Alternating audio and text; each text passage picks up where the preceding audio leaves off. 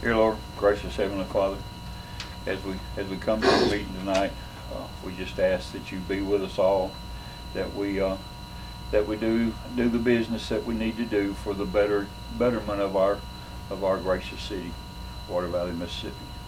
Lord, be with anybody that's sick in the valley that we don't know about. I'm pretty sure there's a lot of unspoken prayers that needs to be answered, and a lot of illnesses that need to be taken care of. Just be with them, Lord, as they go through their troubled times.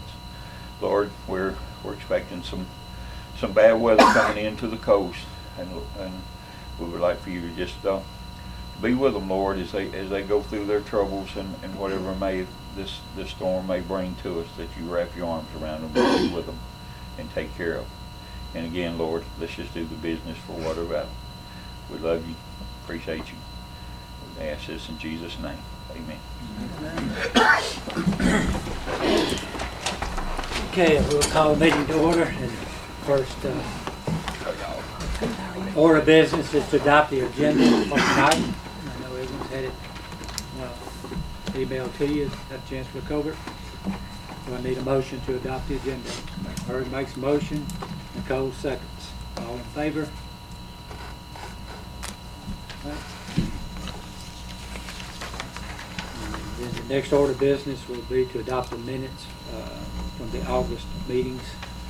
This is two. The regular meeting and the special meeting. Everybody got a chance to look over them.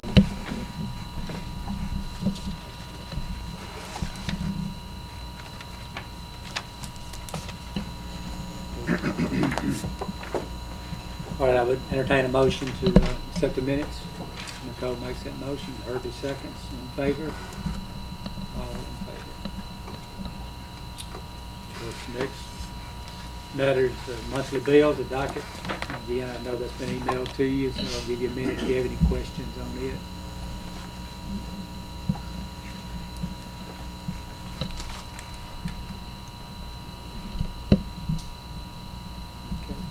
No questions, we'll have a motion to accept the docket as presented.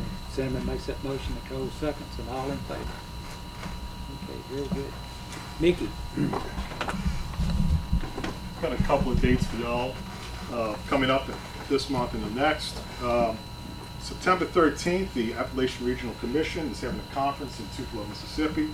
Mike Armour, who's the state head of ARC, has asked us to go and talk to the new federal co-chair and tell them about the effectiveness of what ARC has done in Water Valley, not only with big projects like the sewer project just completed, but also the two smaller projects that we've done a long time ago, the Appalachian Community Learning Projects. So we're going to go to Tupelo and talk to the new federal appointee.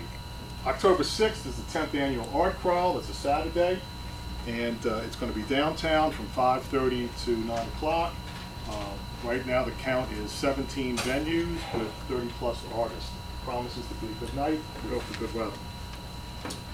Saturday, October 20th in Jackson, the Mississippi Arts Commission is hosting a seminar about art and economy, and Water Valley is going to be one of the featured towns and also asked to lead a roundtable in the discussion of how that works in small towns. October 24th to 26th, there's a conference in New Orleans. It's a nationwide conference. It's a new urbanism conference. It's called the City Building Exchange, and they're going to feature small towns in action, and Water Valley is one of the towns that will be presented about at that conference. Okay, thank you. Okay, next we have Richard Howe and Russ Lyons from FCNE Engineering, LLC, and they represent Water Valley Poultry. And we also have Ms. Mona Nicholas and Carol Turk. Carol. All right, with us. And Stacy. Hey, Stacy. And I didn't Stacy think to Hessler. slide Yep. Stacy. Stacy's so easy to overlook there, you know. Okay, Richard. See here. Y'all see this? Thank you for having us, Mayor. And we want to come talk with y'all about a couple of things with Water Valley Poultry and pieces going on. You met Mona, Stacy, and others. I also have Rusty Lyons with our office. To give you a brief background, just so you know who kind of we are and what we're talking about today. Again, my name is Richard Harrell. Work for FCNE Engineering. We're a private civil and environmental engineering firm domiciled in Mississippi. Before that, I was a public servant like many of y'all. I put in my time, 25 years with the Department of Environmental Quality. When I retired there, I was the director of all their pollution control programs. So I had pretty much about 3/4 of the agency was under my purview. So I'm pretty well knowledgeable in most things environmental. Started working with Mona in Water Valley Poultry about a year ago now, almost. I think it's about this time last year. And she came to us through an attorney, environmental attorney friend of mine, and said, you know, hey, they've got some problems at the plant. We acknowledge those and want to be able to continue to operate, continue to be part of Water Valley, Mississippi. So we started doing some things about that time. They also got some notice of violations from DEQ on some operations and that type pieces. So we've been negotiating with DEQ. We've talked with the previous mayor. I've met with the current mayor, I think 2 times now, trying to go over some things. One of the things a couple things here we're going to talk to you about today. One is our wastewater permit for our wastewater discharge that goes through what's called a pre-treatment permit through the city of Water Valley, then y'all do the final treatment before discharge. The other thing that we've seen a couple of pieces on that gives us some pause was water and sewer rates. I think there's been two news articles this year on water and sewer rates for Water Valley Poultry, Mississippi, or Water Valley Poultry. So I just wanted to talk to y'all about those and see, you know, tell you where we're at the plant, let you ask questions. Mona is the president of the company, flew in for this meeting to come talk to y'all today. So it's very important for us and for the future of Water Valley Poultry to have this meeting with y'all. And thank you for your time.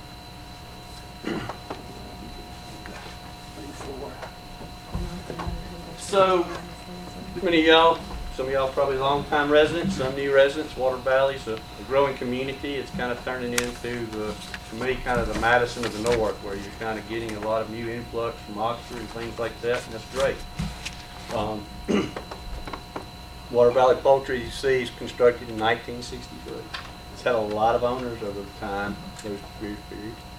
Water Valley Poultry LLC, I'll get that right, because the previous owner was Water Valley Poultry Inc. Took over in fairly recent history. So they're inherited a very aged plant. Tried to do the best with what they had, tried to keep the plant open. Some of the things we found in going through this is the water sewer system there was kind of mixed. We've got to address that. The discharge originally, if you remember, if you're a long-time facility, there was a small, now it's just a little small pond over there, we call it anaerobic lagoon. The facility went into, the city operated, and then it went from there into the facility's old lagoon, which is now the small lagoon. I think in 1994, I think they constructed a new wastewater treatment lagoon sometime in the mid-90s. Does that sound about right there? So that one kind of became a smaller kind of pre-treatment lagoon for some portions of the city in Water Valley Poultry. When the Water Valley Poultry LLC bought the facility, it had installed what they call a DAF, a dissolved air flotation. That's kind of their primary means of treatment before they discharge their wastewater to the city. That system has continued to age, and we'll talk about that more. I think we know the city's got it. The city's got some history of compliance issues and overflows. We own those, but we're continuing making improvements, and we've got a plan now that we'll talk about to put a significant amount of capital into facilities that we think prevent those in the future. We'll let Mona talk about a lot of the economics, but as you make these decisions on water and the wastewater permit that we're here to talk to you about today, I think it's important that you understand what economic impact the poultry plant has on this community. In my term at DEQ, I worked on a lot of big projects. I worked on a lot of small projects. From Nissan, employs over 8,000 people now.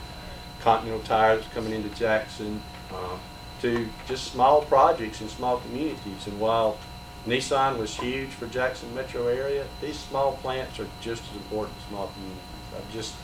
In my 25 years of talking to Mona before we came here, I've just seen so many plants close in small communities of Mississippi. It seemed like used to every community had 2 or 3 small plants that were kind of its core, whether it was a garment manufacturer or poultry processing or lumber yard. And we continued to lose that industrial base, and it hurts. And I think it's very important for us today to talk about this and what it means. Mona, you want to talk a little bit, or you want me to keep talking? Or? I mean, what's up there basically explains,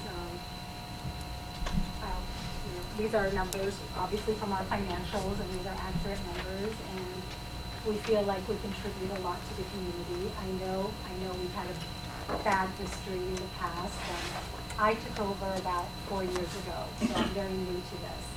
And since I've taken over, I've learned a lot the first year or two. My 3rd year, I hired Richard, and we really want to be a good neighbor. And I know that's like the biggest complaint is we have not been a good neighbor for a lot of times. So we want to stay open. We feel an obligation to the community and to our employees. Financially, it's been a huge struggle to stay open. This is not a money-making business. We're hoping to turn it into one if we clean it up and reduce some of our overhead. We had some progress last year. Since May, we've had a huge fallback because of the tariff wars. We sell most of our product to China. 90% of our chicken goes to China. And I'm not sure if anybody really knows what we produce. We get secondhand birds. They're egg-laying birds. They're really not desirable. They're used domestically for dog food.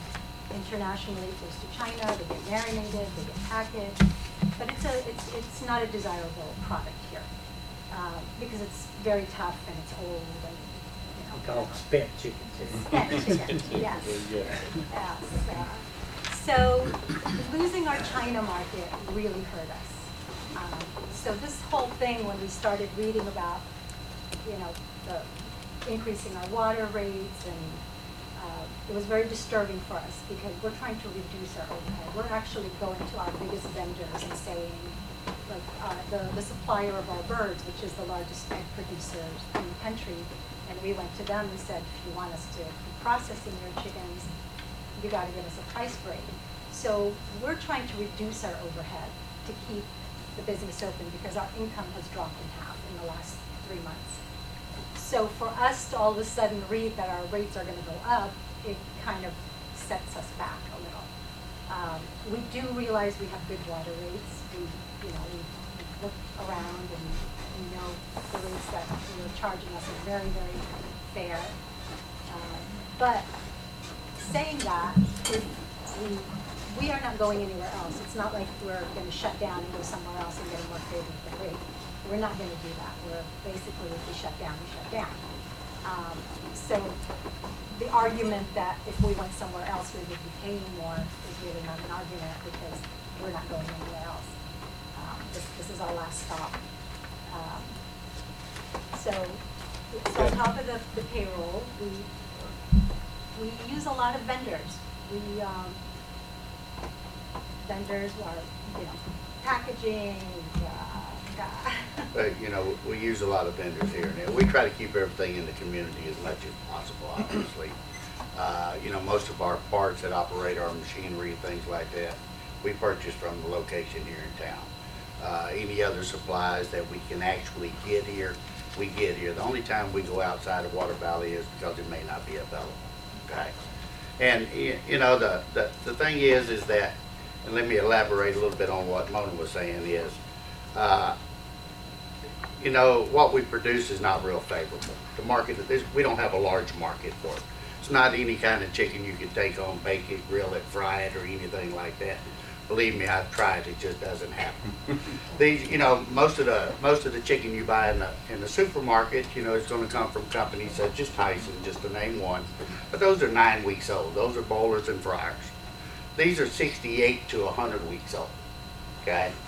And the service that we try to offer, one is to slaughter in a humane way, okay? That's the most important thing to do with the chickens, when the time comes. The other thing is that our biggest supplier really doesn't want to just totally dispose of them. They want it to get out in the marketplace. They'd like for it to be able to feed people maybe who, you know, our price is obviously on our chickens a lot cheaper than any other chicken, okay? But when the tariffs on the exports, as Mona said, really crippled us there for a while, you know. We were building towards the opportunity to have and generate enough revenue. Profit-wise is not important to us, okay? It's not important to Mona. What is important is to continue to try to employ as many people as possible in this area, because it is a small community and this plant has been here for a long period of time. But our goal was to initially be able to invest in this program that we've spent over a year trying to design, and to have it implemented with the blessings of MDEQ and obviously the city of Water Valley. That's going to cost us a substantial amount of money. We weren't looking for this drop off in the product right now, and at the same token be in a position that, you know, we could take on additional costs. We want to continue with this program, and we know it's going to be a little bit of a struggle for us financially until the revenues come back around and the market changes. Now, we are working a lot with domestic companies in the United States to sell more of the product, but it's very limited on how you can sell it to them, okay? So, you know, to kind of shorten things, what we'd like to do is just present this to you to let you see and have an understanding of what our overall investment's going to be, what the overall outcome's going to be, and just get a little bit of consideration, because we haven't had the opportunity to expose you to this, okay? And let you look at it for us. Yeah, I mean, that's the thing that Mona mentioned to me is, you know, kind of nobody from the city's called her. Nobody's reached out to her and says, you know, you're a major employer in our city. What do you need from us, the city, and what do we need from you, kind of situation. So, I mean, I know this is opening to a lot of y'all, but, you know, this is the first step in some dialogue. We would like to continue to be a part of this community in that situation. Like I said, you see a lot of the money goes directly to the city here. I would suspect that 9,000 average a month, 9,000 water, 9,000 wastewater, Water Valley Poultry is paying for these type things. I would presume that's a significant portion of the public works budget on those things. Although you are treating their wastewater for them, but you're also getting a lot of benefit and shared costs for all the residents and treating their wastewater too. So it's kind of a symbiotic relationship between the two. You both really need each other, I think, and it'd be a shame to lose one or the other. And I mean, I feel, I subscribe to the paper, and I get it online, so when I get it, I see an article about us, and I see a lot of misrepresentations of somebody saying we pay $9,000 for water and sewer. We don't. We pay $9,000 for water, we pay another $9,000 for sewer.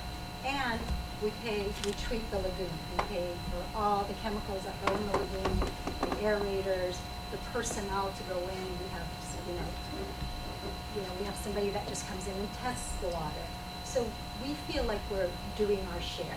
Granted, it's a fair rate, but it is really misrepresented in the paper. I'll pick on David just a minute, because it was, the rate that the board passed was on industrial, and David put Water Valley Poultry, so it was all the industry, but yeah, one of the biggest users of the water. So. We agree, we use a lot of water, and but the sewage rate should not have been the same. I have bills that are exactly the same. Our utility bill every month is about $50,000. It's about 27 in electricity and about 21 and 22 in water and sewer. I have the bills. Yeah, I was just thinking our sewage rate were 70%, I believe, of the water rate. No, I wish they were. And it's just going off the bills. I mean, this is, Yeah. we took the And bills, that's and this is actually- the average right now. They match up almost the same. And the last For bill, industrial use. yeah, usually they're like in the tens of, like, our bill is usually around, so we're about $21,000 to $22,000 a month. So we are being charged to treat our water, and on top of it, we pay to treat our water. So, and we're not, we haven't complained. We're trying to do the best. We're trying to clean up our act. I come from, California, which is a state that values the environment and not polluting. So we are trying our best, and that's why we hired Richard and Rusty. We really do want to be good neighbors and clean up our mess and produce clean water that goes into the lagoon. But, I feel we have done our share. It's a business that creates waste. I mean, that's the crux of it. You cannot process chickens without blood and guts and all that other stuff that goes in the water. It's unfortunate, but So, yeah, I mean, it is that type of industry. If you add all these up and you look at economic factors and what it means in payroll and everything, if you take the most conservative economic factor, I looked at some recent stuff Mississippi State had done from the state economist there. And he looked specific at Mississippi industries. He looked at industry. I wasn't sure how to classify this one because he looked at agriculture and he looked at industry and he looked at commercial and those type of things. But he came out with a factor of about 2.5. You talk to most economists, and you talk to like Mississippi Development Authority when they're doing a new project, they usually put an economic factor on about 7. Basically, payroll turns over 7 times in that community. So if you do those numbers and you look at what Water Valley Poultry spends, I mean, very conservative, you could say they're contributing about almost $15 million a year to this economy right here in Water Valley, Mississippi. If you take a higher factor, you could argue they're contributing about $41 million a year to the economy in this area. So we're not talking chump change. And we're talking a lot of people's livelihoods, a lot of employment in the area. So this is a very serious matter. And yeah, these rate increases, and that's one thing we're here to talk about too. We're going to talk about the wastewater permit too. But they are the crux of whether or not this company stays open in this economic downturn that they're facing. And I don't come here to say that as a threat. I just say, and that's a discussion Mona's having with her people and with us of, okay, if we can't get some concessions from DEQ and we can't get some concessions from the city, what is the alternative? They can't continue to produce significant amounts of money, which is where they're at right now, and then still do the things they want to do to better this plant. So, I mean, that's our goals, just to talk about, and we've got a few more things. Keep the facility open. That's why we're here today, to talk to y'all about that. Some of the things we've talked about, and we've got an order we're ready to sign with DEQ. You're probably familiar with those. Most communities are this point in time.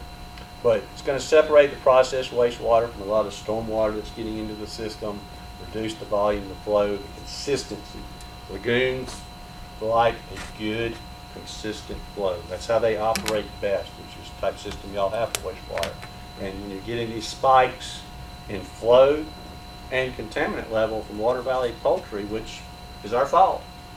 Again, we're not trying to shirk it, but we're trying to say we've got plans to fix it. It upsets the lagoon. It causes David headaches. It causes you headaches, Mayor. I know. You get odors and things like that. So we've got about a 2-year plan to put capital back into the facility and do those type of things to get there. And the last thing, like Hannah said, is just improve that relationship. I mean, I've known her for about a year now, and I've been fooled by people before, and I can't say I might be fooled again, but she has seemed sincere in her efforts in talking to me, and she's seemed very sincere in trying to keep the job in this area for y'all. I'm going to let Rusty talk a little bit about some of these things we want to do at the plant. I know we're taking a lot of y'all's time, but they're very important to see what we're going to try to do here.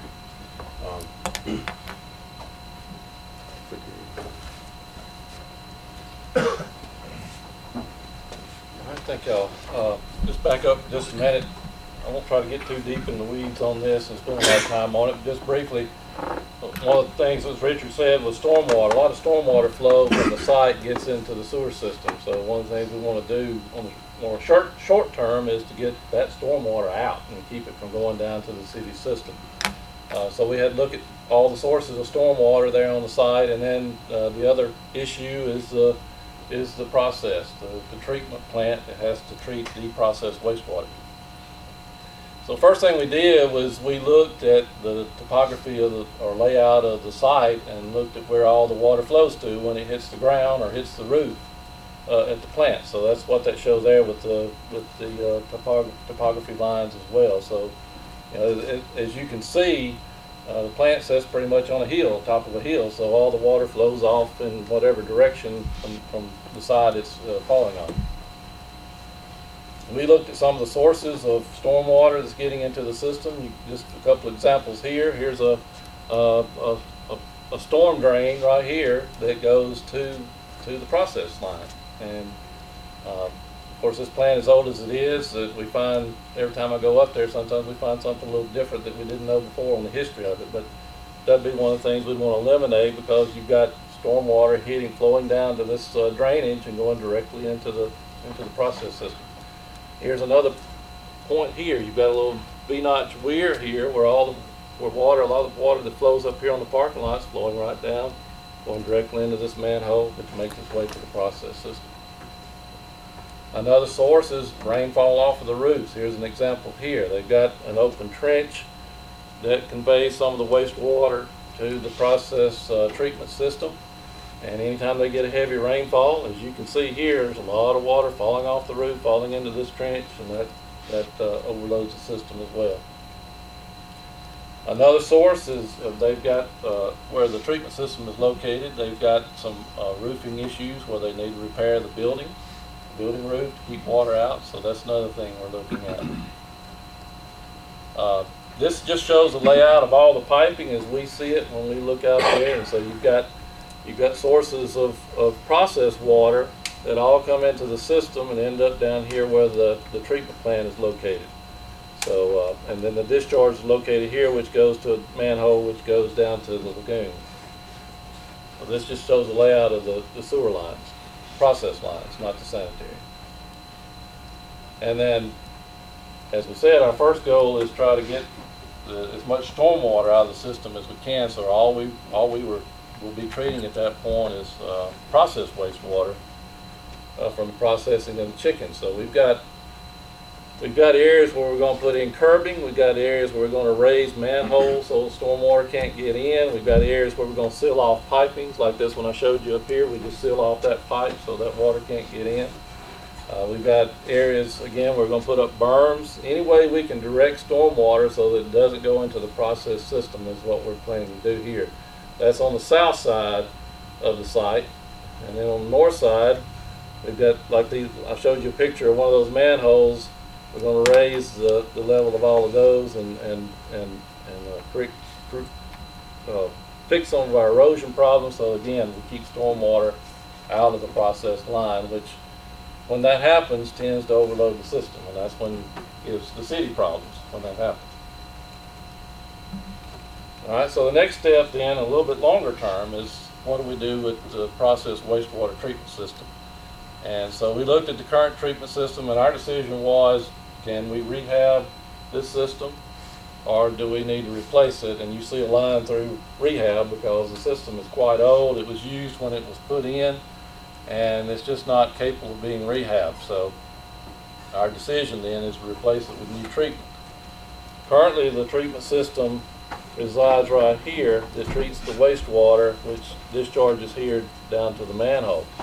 What we plan to do is to come over here into a vacant structure that they're not using, a vacant building, and put in a brand new wastewater treatment system. In fact, add some additional treatment as well. So the wastewater will be treated here through this new DAF unit, new chemical feed system, new sludge handling, and the discharge then will have a whole new discharge line with sampling point and flow measurement that will go to the city's, or go to the lagoon to the city system. Cost for all this, we looked at opinion of probable cost for the stormwater diversion. That's what we call conveyance and diversion, of getting rid of the stormwater, to be about $76,200. Repairing the building, you saw the roof that I showed you earlier, repairing the building about $317,000, and then for the treatment system, a little over $700,000. So total investment in all this treatment and stormwater conveyance would be just over $1 million that we'd have to put into Water Valley Poultry to make this right. We're looking at about 6 months to get the stormwater removed, building repairs to about a year, and treatment 2 years. And with some of the negotiation we're having with DEQ, some of this time may actually be shortened from what we have up here right now.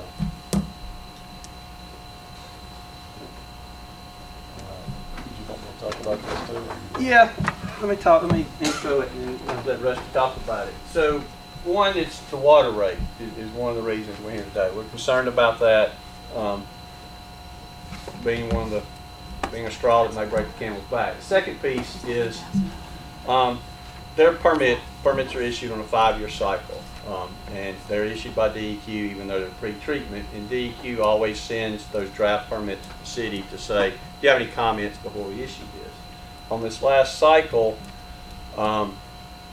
they got a response back from DEQ that said, yeah, we want to go all the way down to potentially 4 milligrams per liter ammonium nitrogen, which that would have been devastating. There would have been basically no way to do it. If we're going to do that, they could have built their own treatment system and not even gone to the city to go to 4, because that's.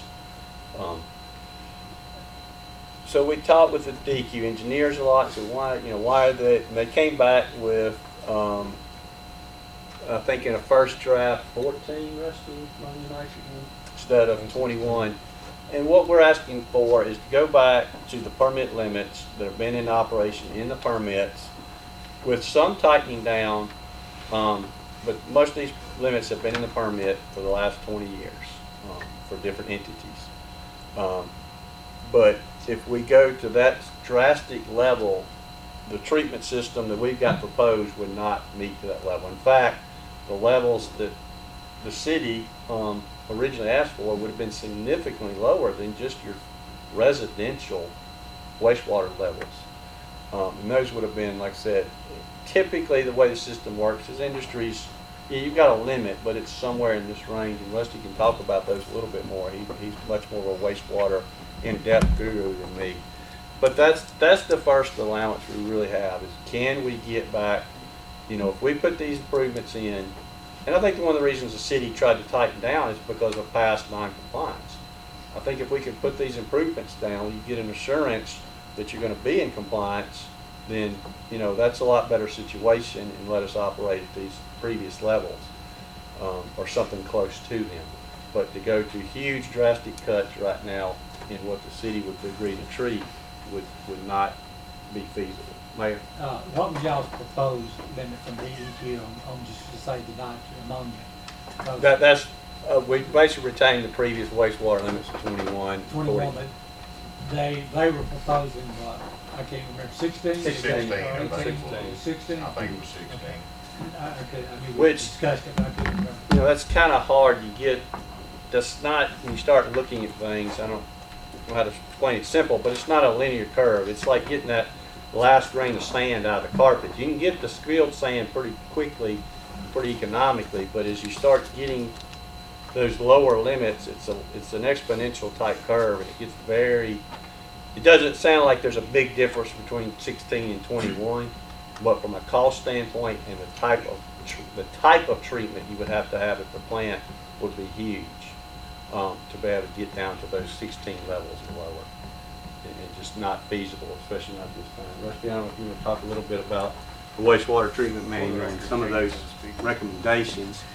And I'll add one more thing, that the DEQ permit engineer in the most recent draft, they've done analysis, and her recommendation is that these levels right here would be protective of the city's lagoon.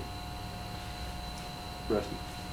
I don't know how much more to add here except to say that if we can maintain these wastewater limits, these are close to what, as Richard said, these are close to what your own domestic wastewater that comes into your system every day without Water Valley Poultry would be. Ammonia nitrogen is roughly about 25 to 30 domestic. BOD is anywhere from about 250 200, 250, spending solids 200, 250, oil and grease around 100. So if we can get these limits, these are basically saying we're not going to put any more concentration than what you would be contributing yourselves from your own system, is what we're asking for. A normal household Yeah. would generate. This- Of course, we're this would generating more get- volume. This would get Water Valley Poultry down to pretty much what's coming out of a house.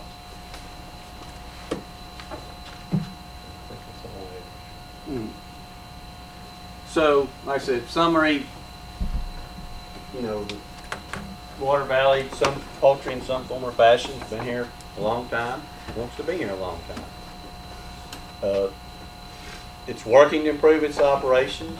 I mean, every time I come there, Rusty, we've been doing a lot of weekly inspections, double checking things from Mona, giving her reports. There's, you know, we're making small incremental improvements every month now. With this latest plan, we think we'll make some pretty big strides, but it's got to be a relationship and some commitments from everybody involved to get there. We think we've got, well, we know we've negotiated with DEQ. We don't have a signed agreement with them yet, but we have a gentleman's agreement on what they're going to require of the facility. We've got a draft of that. Well, we've got a final of it. They hadn't sent us the final for us to sign and them to sign. It improves the overall facility, improves the wastewater discharges, and it improves communication.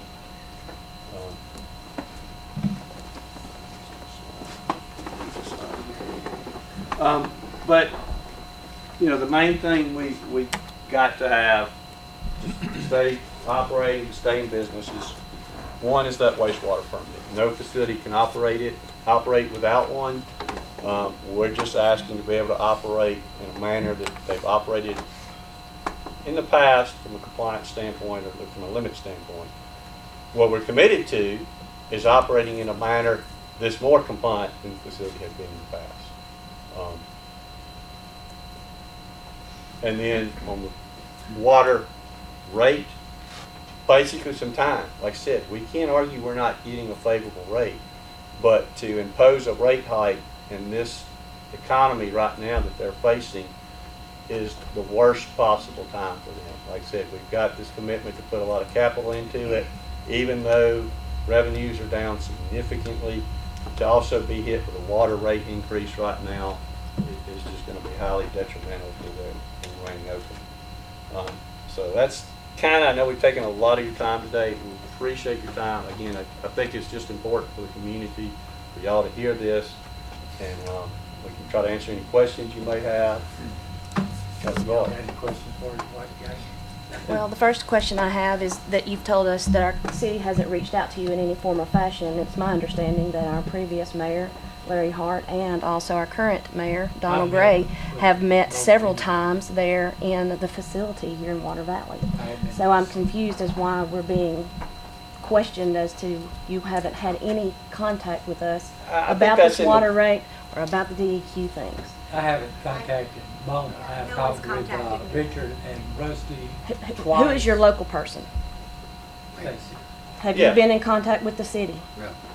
Have you met with Donald Gray? One time. Well, we met with Donald Gray back in February when we were discussing and telling the plan that we had imposed and what we wanted to do, You mean proposed, proposed. not imposed? I'm sorry. Yes, sir.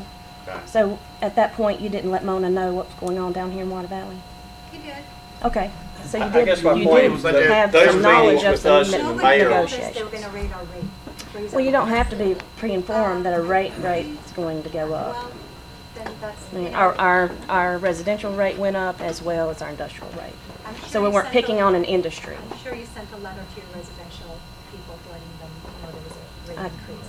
And they didn't hear can about answer it in the that. paper. Okay, so we have had some contact with you.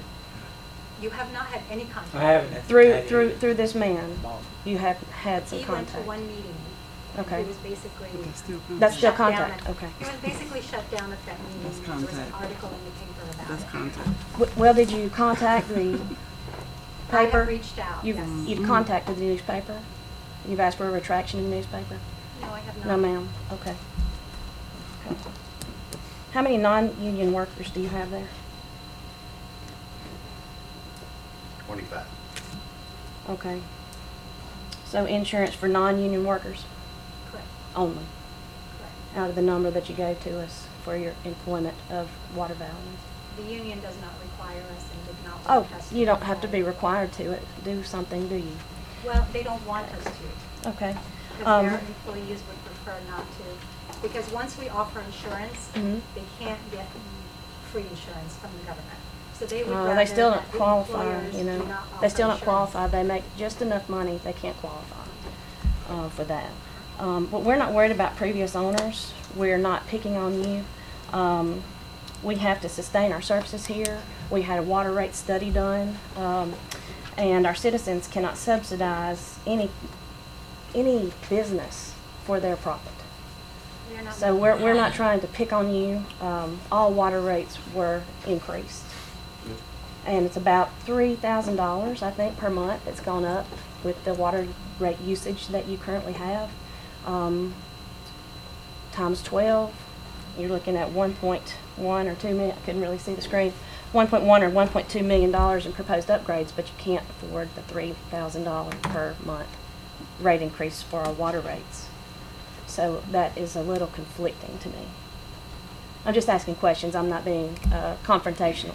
Just asking questions. Right, and I mean, I'll say this, I mean, when we committed to those, I think if Mona would known the market was what it is now, when she committed to those agreements with DEQ, she probably could not have done it. Again, they're taking a leap of faith that the market is gonna turn around.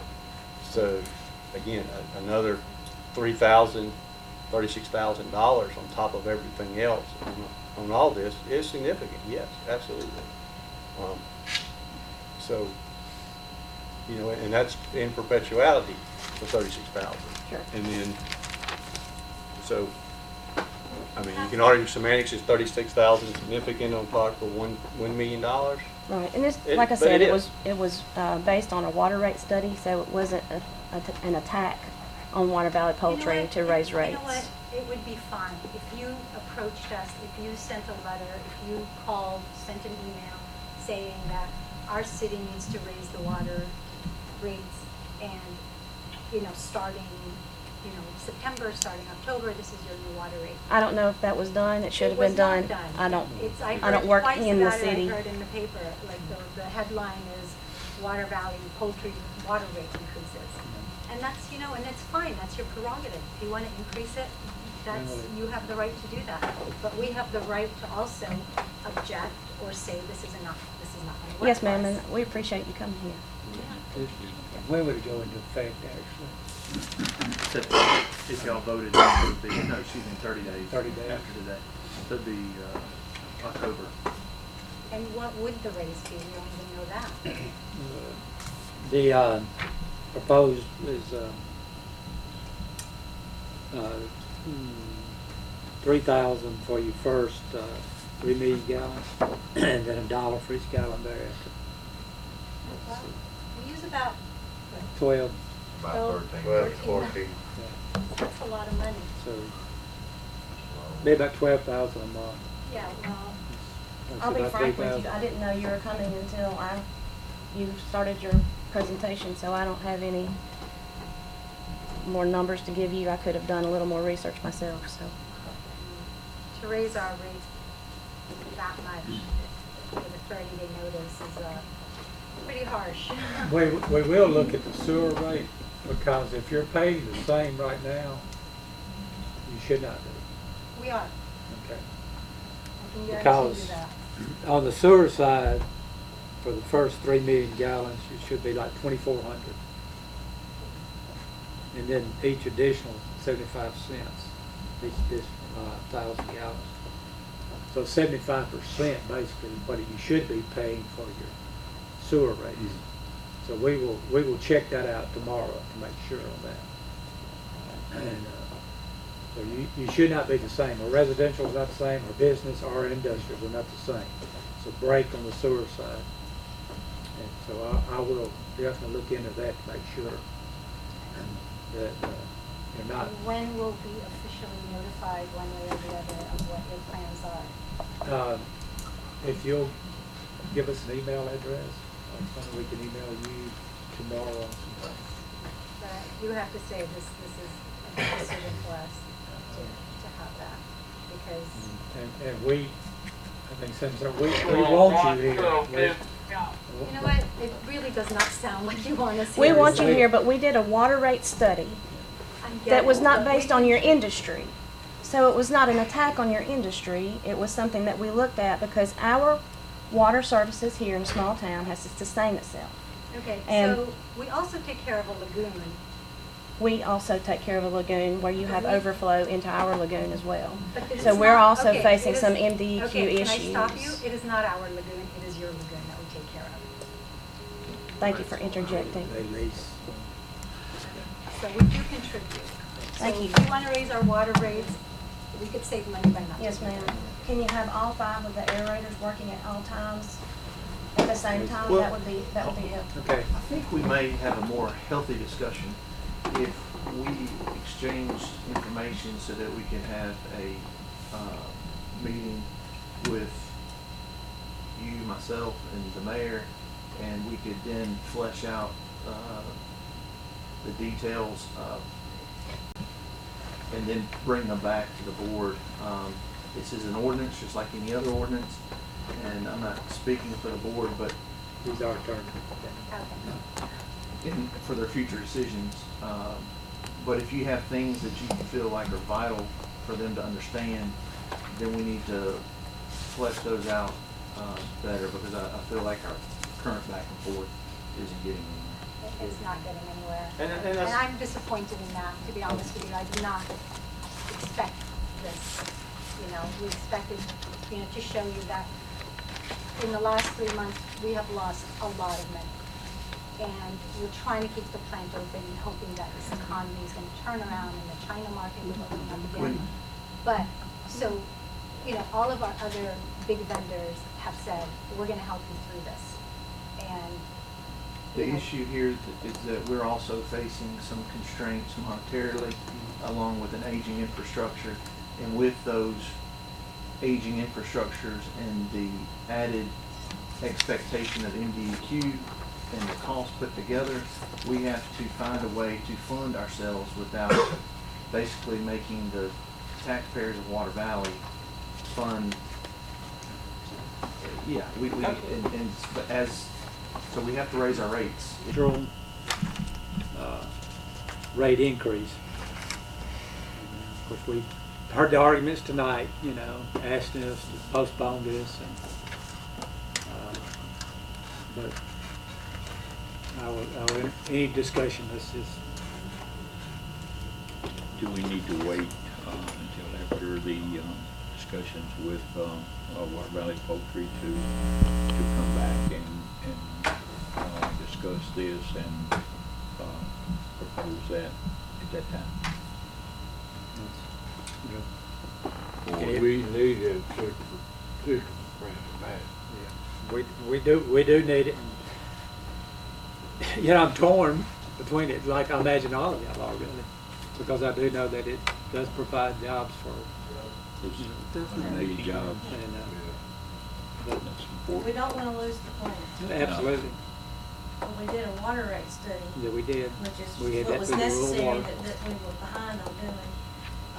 Several of the board members gone to water training and learned that that water system has to sustain itself. Yeah, absolutely. And we were just operating in the parameters of what we need to do to make our community and our budget work better. You can't rob Peter, pay Paul. And it was not, any plans on the board's action for one business to be affected. It's an industrial rate increase. We'd already increased the businesses, we'd already increased the residential. Right.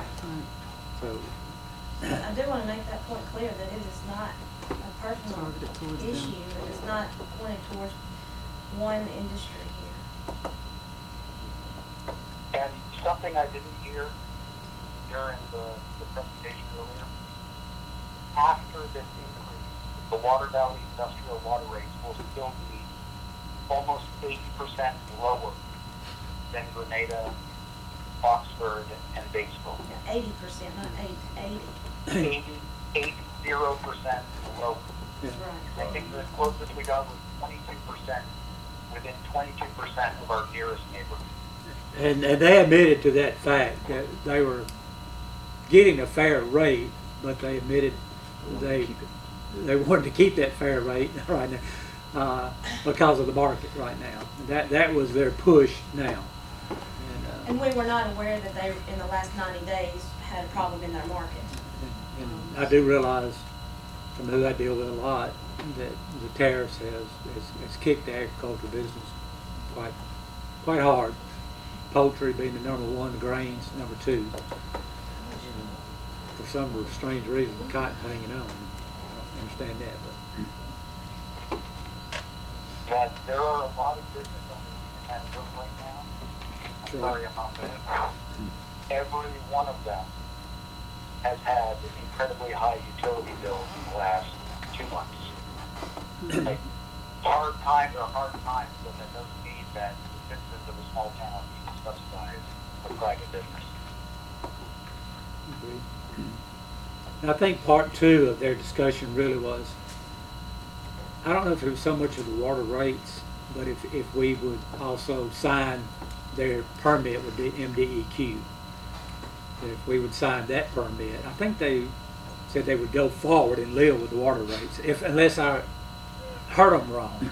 I think you understood that. I mean, I think that's basically what Richard had told me earlier too. I mean.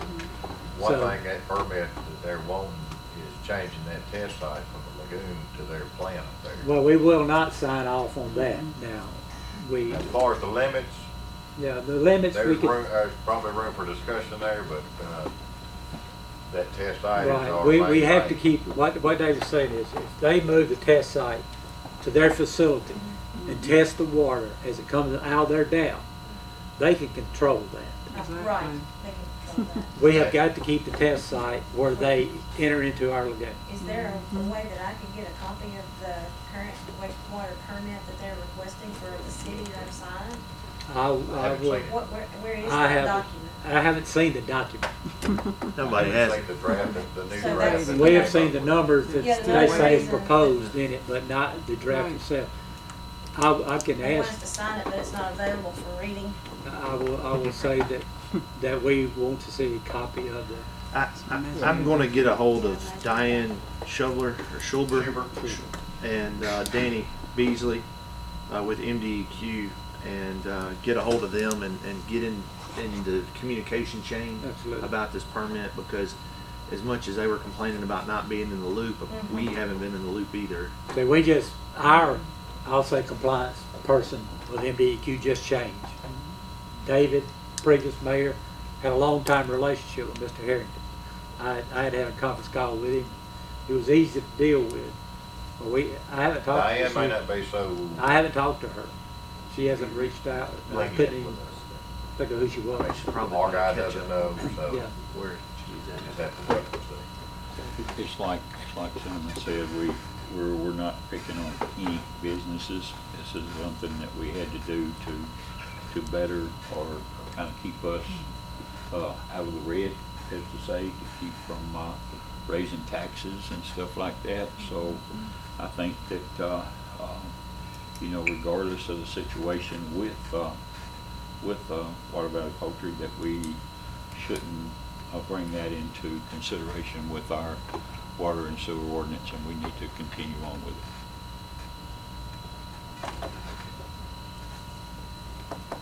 Second.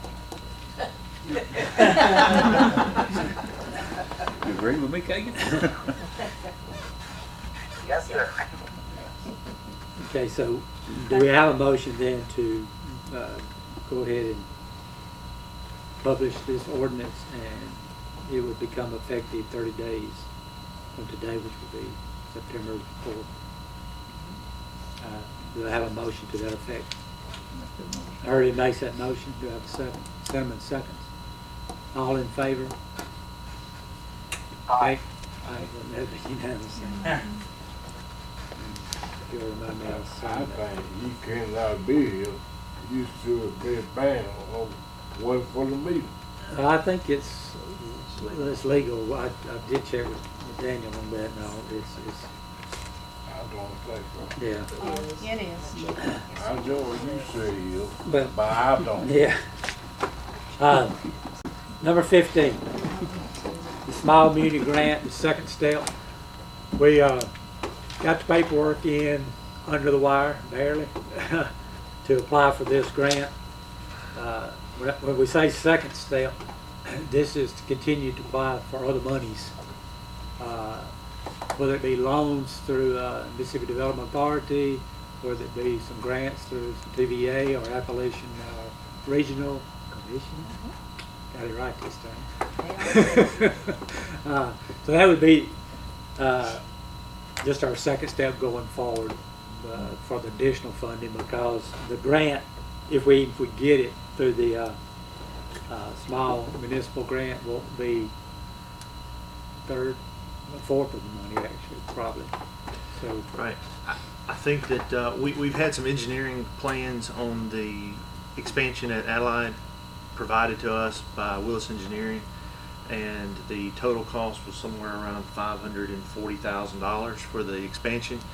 We sat down on a conference call and were able to skim down the plans on what Allied wanted out of the expansion, and so that was everything that they wanted. And so we've already approved the idea that we want to move forward and enter into this agreement with Allied. I think that we need to circulate those plans and allow the city to, as a board, to approve them, and then once they're approved, then we can submit them to Allied for their approval. And once they agree that that's exactly what they want, then we can enter to a contractual agreement and start submitting for loans. do you still have a copy of Willis's, Not on me, but I mean, in your computer? yes, sir. I can circulate that. Yeah, email them to everyone if you would.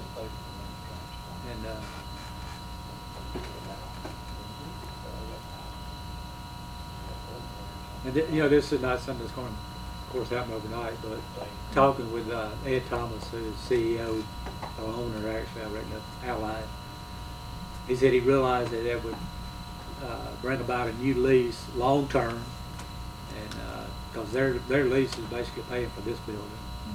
And we're entering into the 6th year of it, and they pay ahead of time. And they're fantastic. So he was agreeable, you know, that this cost could be added into a new lease. So if we have to go the loan route, especially, they would actually be paying the loan back for us. What it would amount to. Okay. Do we, I don't really need a motion just to continue exploring this.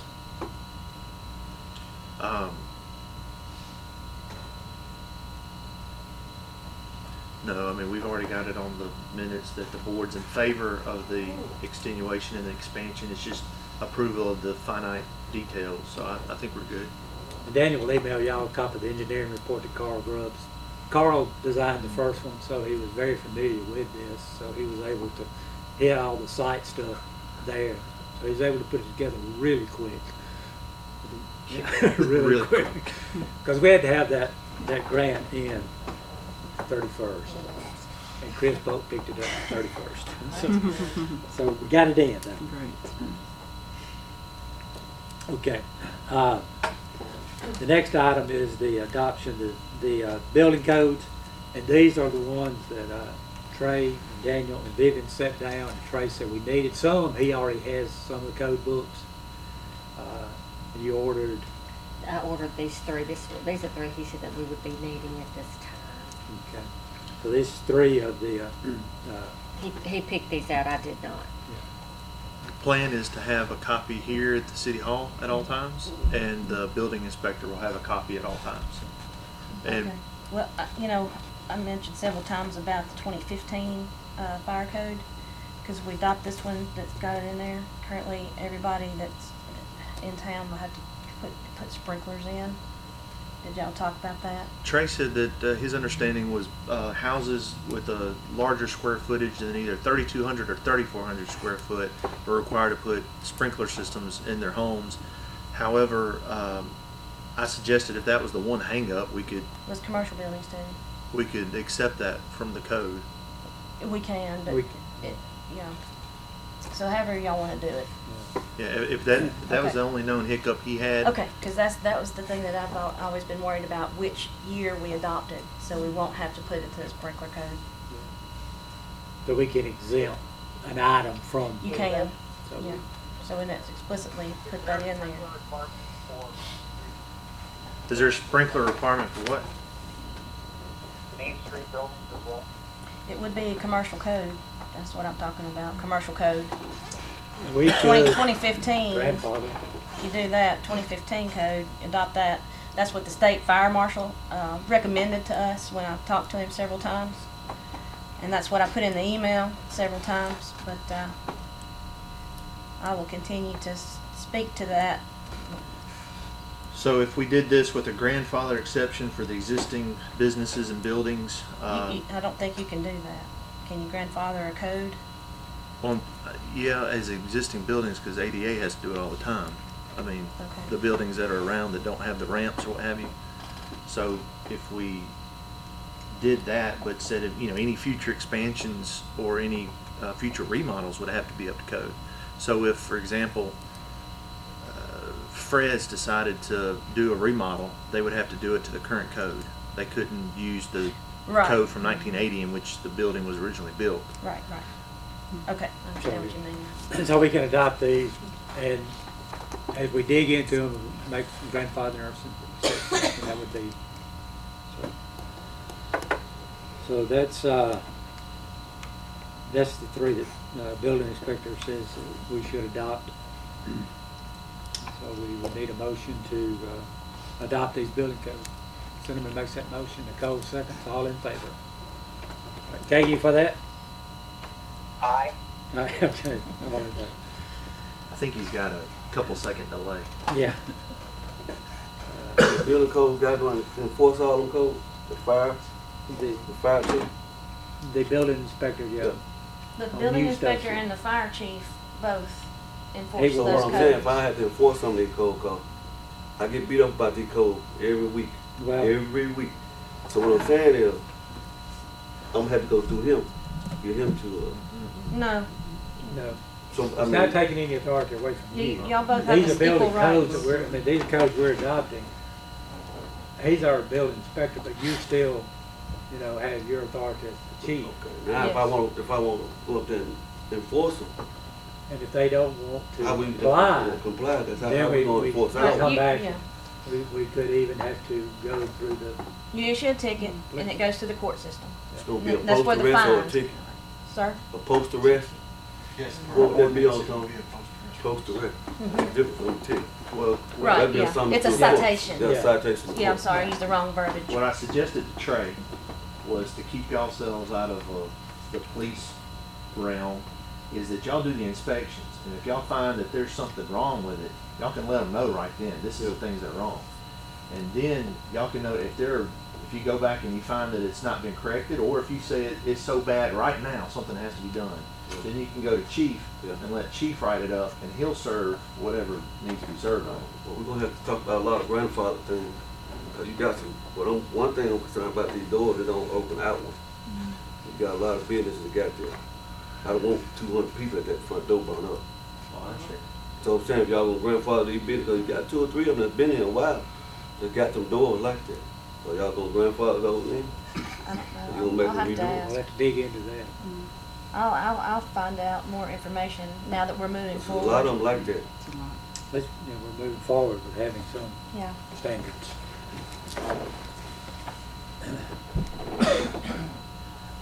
Okay, before we move forward, a couple of things, it's not on the agenda, and I apologize because I kind of forgot about it till today.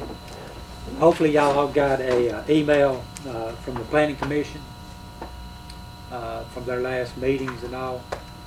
And I think my suggestion was that we put them on the agenda every month for a report, maybe just right after Mickey, whether it be one of the members of the planning commission or if it be our building inspector. I'm sorry, to back up, just for to be clear, we adopted the building code tonight. We still have to get them and put them in the office for the public to review, and we still have to go through the whole review process. So we're not Right. saying that it went into effect and everybody's grandfathered in tonight. But Right. Just to clarify. I'm gonna talk to the mayor before I do this. Yeah, thank I you. won't Thank jump you. out there like that, but I won't do talk before I do. Okay, so, I think we need to put them on our agenda every month. They can come say, hey, we didn't meet this month, or we approved these. You know, we've never addressed anything that they do as a commission unless somebody's appealing it to the board. But they've made several decisions lately, which are all within our ordinances. But I think they would like for us to say, yeah, we do approve of what y'all did, to make it official, I suppose, because they're kind of they are the planning commission, and they go by the ordinance. And we're not going to change anything unless there is an appeal that could stand up, so to speak. But I reckon two different things. I think we need to start putting them on the agenda, and then if we would like to go back and just the minutes you've been receiving from them, let's just approve what they've done in the past, because very detailed emails we're getting from them. And I think that they are hoping to hear from us, is it through an email or something, that we formally accepted Yeah. their recommendations, because they don't know about it until they read it in the paper. Yeah, I think So it'd we be, need to have a little bit more because communication with them. they meet the, Well. third, Vivian, they meet the be third liaison. Monday of each month. She sent So we a could- copy of the minutes to them, and that shows that we accepted them. I was saying they meet the third Monday of each month. We'll meet the first Tuesday, right, kind of right after that. And if we have one of them here, here's what we did. 'Cause Eddie's great about sending it to us the next day most of the time anyway. So then we could say that next meeting, hey, we got this, we approve it. And I think that's which all is they're nothing, asking for. nothing that they're really asking for any big. It's But just- they're also have been asking for an editable map, an editable zoning map, Yeah. something they I brought don't up know if we have. last year. I mean, that's all. Get I that big have. thing. I don't know if we may have Have an to. editable one, but. Yeah, we'll have to. So it can be, when we make a change is shown and Yeah. it's updated. They're asking for an editable map. Yeah. And Well, of course, we'll let them know which codes were chosen by our building inspector that we're going to adopt and ultimately enforce. So they can start looking at those codes themselves and become familiar with what they need to know as members of the planning commission. So we'll get them on the agenda each month. I think that's a good idea. One other thing, just got these quotes today. I started addressing earlier when I was talking with Lee about bids on tearing down the house on Bell Street. We do have two bids. One of them is from Brandon's Dozer Service. Tear down and take to landfill, clean up lot for $2,500. Womble's Backhoe and Dozer LLC. Tear down and clean up Old Robson House, with city being responsible for county dump fee, $2,900. I can tell you that the county dump fee for that's $100 low. Brandon's gonna do Brandon's that. including that. Brandon is including that in his $2,500 bid. So, again, I just didn't think that it would be a good idea for our city, street department being up there, not having the proper equipment and getting, so I asked Michael to get these, thought I might bring them to the board, see what y'all's wishes are on that. So, here are the two bids, $2,500, $2,900, $2,900 plus, really. So, I go with Brandon. okay, so you make a motion, we go with Brandon for $2,500. We have a second. Everybody's kind of seconding it. So, all in favor? Aye. All right, okay. And that's unanimous. Mayor, I'll get with him and give you a date when he takes the bid. Okay, tell him as soon as possible. He had it made it up. maybe this week, if you get through it. you can- Yeah, I know he's got a major project going up at the poultry plant right now, so, but we'll get him as soon as possible. All right, David, shaking his head. He's got a mess up there with some sewage stuff. I got it Okay. figured out though. One other thing for everybody, Community Health Fair, Saturday, October the October 13th. What is Saturday, 1 October? From 9 to 2, at Water Valley High School, multipurpose building.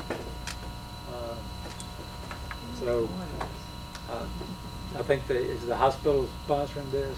It's Yalobusha Health Services. Yalobusha Health Services. Division of sponsoring. Yalobusha Okay, yeah. Hospital. Okay. This is bad. Anyway, see, everybody keep that in mind. Anything else? Okay, I think we do have some items that needs to be addressed in executive sessions, personnel issues and stuff, so. Motion for closed determination. Nicole makes it, Herbie seconds, all in favor? Okay, that's